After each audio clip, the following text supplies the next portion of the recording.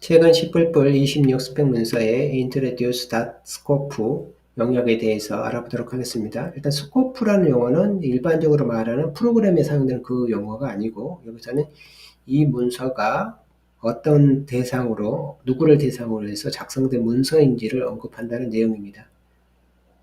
첫 번째 용어가 뭐냐면 General Purpose Program Language에서 범용성에 대한 얘기를 하고 있어요. 범용 프로그램 언어다라는 식으로 언급을 하고 있습니다.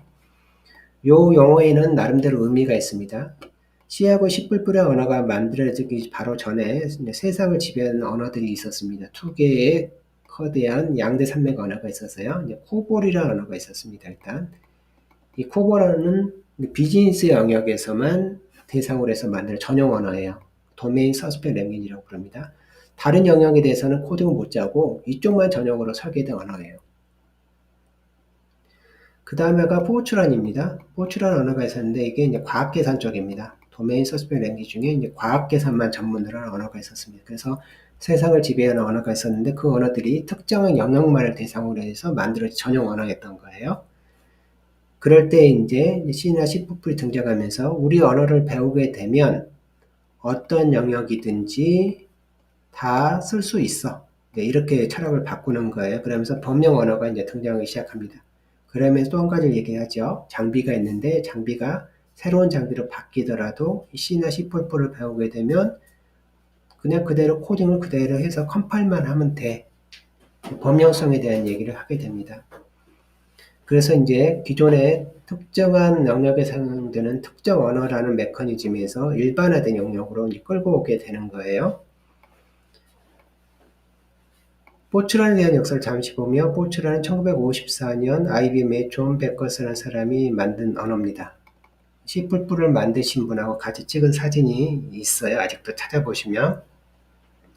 나중에 이 존 베커스라는 분은 나중에 이제 그 프로그램 언어 중에 이제 펑셔널 프로그램 쪽에 심취를 한번 하고 언어를 또 만들게 돼요. 그래서 거의 시조격의 펑셔널 프로그램의 또 시조가 이 존 베커스라는 사람입니다. 어쨌든 이 언어가 이제 포트란 언어인데 지금도 많이 사용을 하고 있습니다. 포트란 언어는 과학계 슈퍼컴퓨터 쪽에서는 거의 모르면 안 되는 언어 중에 하나예요. 그 다음에 병렬 처리 그런 거 할 때도, 그 다음에 우리 그 기상청에 뭐 날씨 이런 거 있잖아요. 그 시뮬레이션 하는 거, 그런 것들도 대부분이 포트란 기반으로 해서 만들어져 있어요. 그 과학계산 자체는.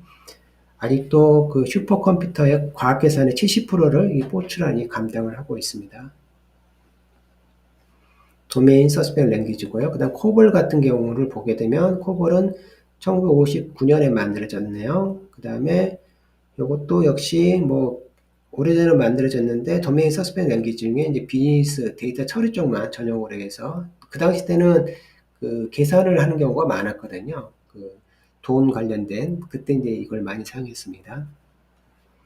역시 보면 도메인 서스펙 랭귀지로 해서 커먼 비즈니스 오리엔티드에서 아예 코볼이라는 말 자체에 비즈니스 전형 전문이라는 식으로 그 랭귀지라는 이름으로 되어져 있습니다. 그래서 이런 언어들이 세상을 지배하고 있었는데 거기서 이제 C나 C++이 등장하면서 이 언어만 배우면 어떤 영역이든 짤 수 있어 이런 식으로 가게 됩니다.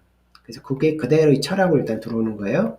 일단 대상이 범용 언어를 설계 목표로 잡는다는 거고, 그다음 이 문서는 이 범용성을 목적으로 해서 요구사항을 기록합니다. 누구에 대해서 요구사항을 기록하냐면 C++에 대한 컴파일러를 구현자에게 요구사항을 명시하는 것이 이 문서의 전체 내용입니다. 즉 스펙 문서는 간단하게 보게 되면 요구사항 문서라고 보시면 돼요. 어떤 요구사항을 기록합니다. 이럴 때 이렇게 하고 저럴 때 저렇게 하고 이럴 때는 이거 두 개 중에 하나를 골라야 되고 그 다음에 어떤 경우는 네가 하든지 말든지 해. 뭐 이런 식으로 요구사항을 쫙 기록합니다. 그게 이 스펙 문서 전체예요. 근데 그 요구사항의 대상이 누구냐면 컴파일러 구현자인 겁니다. 그리고 구현자가 이 요구사항을 따라서 구현을 하게 되면 그 결과물이 나올 건데 그 결과물이 바로 C++이야. 이런 식으로 언급을 하고 있어요. 그래서 보면 C++은 그 구현자에 의해서 정의가 되는 요구사항을 따라 구현한 결과물은 C++이 됩니다. 그래서 세상에는 굉장히 많은 C++ 언어가 존재를 해요. 아마 정확히는 모르겠는데 한 몇천 개 정도는 되는 것 같습니다. 그 중에 이제 알려져 있는 것들이 몇 개가 있는 거고요. 어쨌든 언어는 굉장히 많습니다.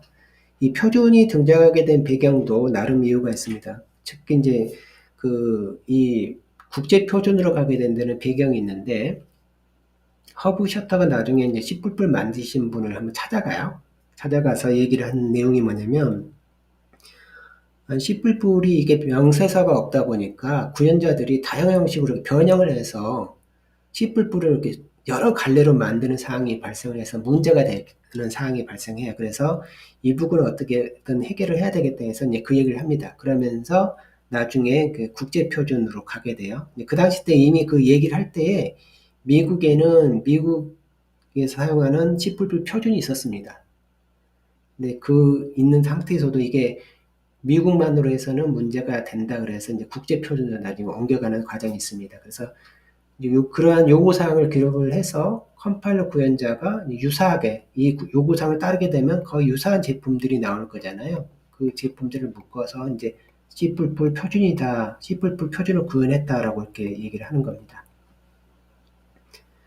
그래서 결국은 이 스펙 문서 전체는 요구사항을 기록하는데 컴파일러 구현자에게 요구하는 사항을 기록을 한다라고 보면 되겠습니다. 그 다음에 또 다른 얘기가 나오긴 해요. 첫 번째 이제 요구사항인데 그 요구사항이 어떤 위치에 가서는 좀 완화되는 경우도 있고 기존의 요구사항에다가 플러스하는 경우도 있어요. 이제 그 위치별로 그것까지 표현하는 것이 이 문서의 전체의 내용이다. 스펙 문서의 전체 내용이라는 소리입니다.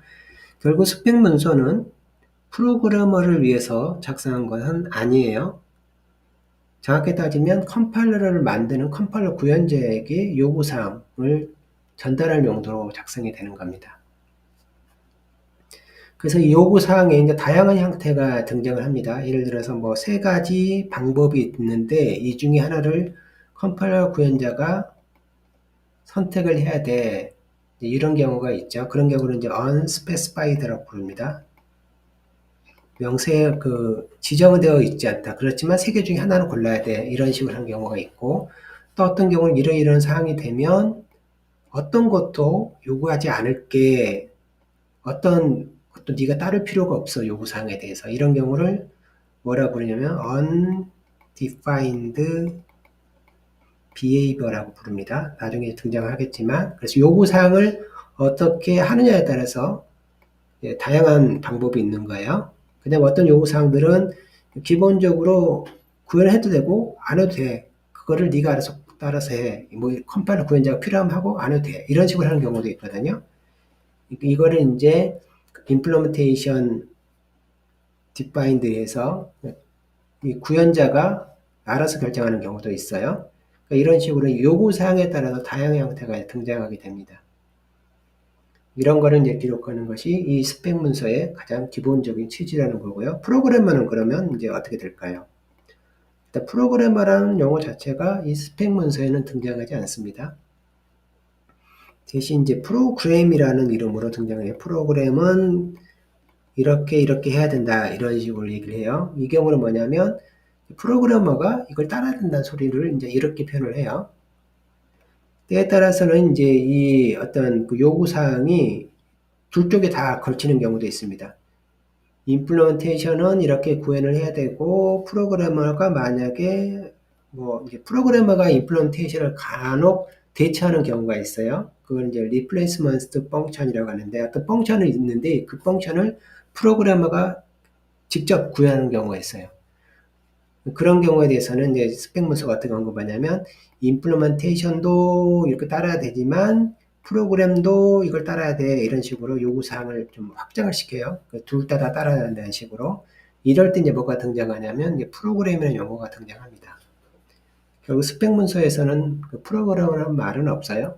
프로그램이라고 뭐라고 하면, 프로그램을 향해서 하는 얘기구나 라고 생각을 하시면 됩니다.